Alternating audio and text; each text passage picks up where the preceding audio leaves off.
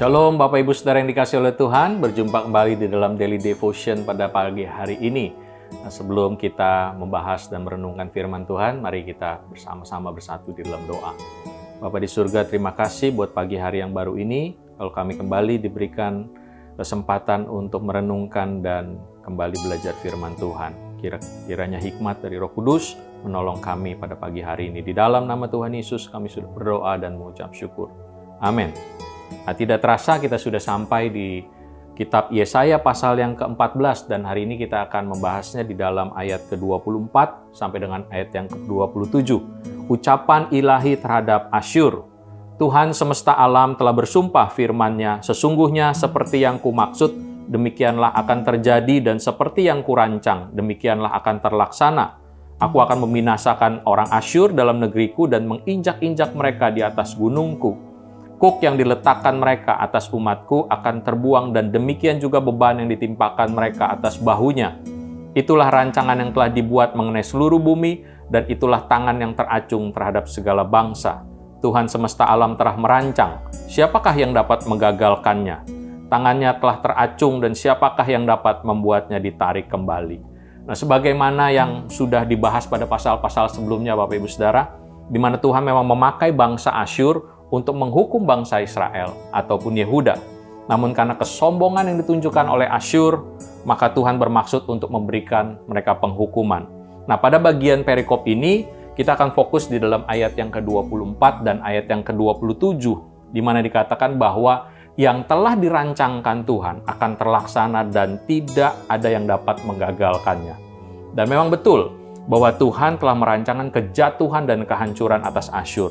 Dan hal tersebut nantinya akan terjadi di mana mereka dikalahkan, dihancurkan oleh bangsa Babel. Nah, nanti Bapak Ibu Saudara bisa membacanya di dalam kitab Nahum dan juga kitab Sefanya. Namun yang jadi pertanyaan, apakah rancangan penghukuman Tuhan itu bisa digagalkan?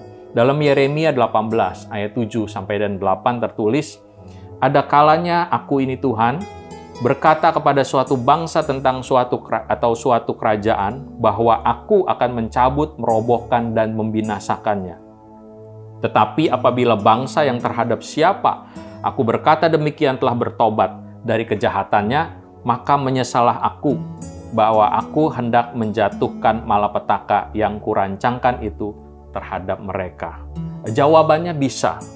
Kita ingat bahwa Niniwe yang merupakan ibu kota Asyur pernah akan ditunggang balikan oleh Tuhan karena kejahatan dan kekerasan yang sudah mereka lakukan. Namun setelah Yunus menyampaikan pesan Tuhan kepada mereka, akhirnya mereka merendahkan diri dan bertobat, sehingga Tuhan tidak jadi mendatangkan malapetaka atas Niniwe. Apa yang bisa kita pelajari pagi hari ini Bapak Ibu Saudara? Bahwa setiap dosa, kesombongan, dan kejahatan pasti ada hukuman yang menanti. Namun jika kita merendahkan diri, kita berdoa dan mencari wajah Tuhan, lalu kita bertobat dan berbalik dari jalan-jalan kita yang jahat, maka Tuhan akan mendengar dari surga dan mengampuni setiap dosa kita, serta memulihkan keadaan kita. Jadi sebagaimanapun kita sudah jatuh sampai saat ini, setelah kita mendengar firman Tuhan pagi hari ini, mari segera mengambil keputusan Bapak Ibu Saudara untuk berbalik dan bertobat karena Tuhan adalah setia dan adil. Dia akan mengampuni kita dan menyucikan kita dari segala kejahatan. Ingatlah bahwa rancangan Tuhan bagi kita adalah rancangan damai sejahtera untuk memberikan hari depan yang penuh harapan. Demikian firman Tuhan Bapak Ibu Saudara, jangan keraskan hati. Ingat, seberapapun kita jatuh, mari datang untuk bertobat dan berbalik kepada Tuhan. Tersedia pengampunan dan pemulihan daripada Tuhan. Tuhan Yesus memberkati, mari kita berdoa. Bapa di surga, terima kasih untuk pagi hari ini. Satu hal yang kami percaya ketika kami dengar firman Tuhan, kami mau meresponi firman Tuhan pada pagi hari ini.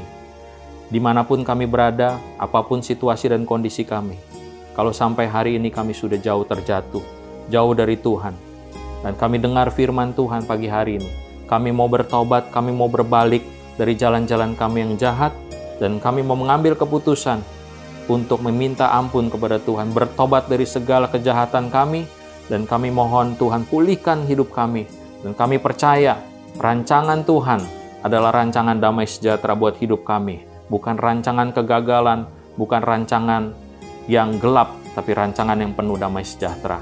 Kami berdoa Tuhan meteraikan firman-Mu, Tuhan yang terus berbicara kepada setiap kami pribadi lepas pribadi. Di dalam nama Tuhan Yesus, kami sudah berdoa dan kami mengucap syukur. Amin. Sampai jumpa dalam Daily Devotion berikutnya. Tuhan Yesus memberkati. Shalom.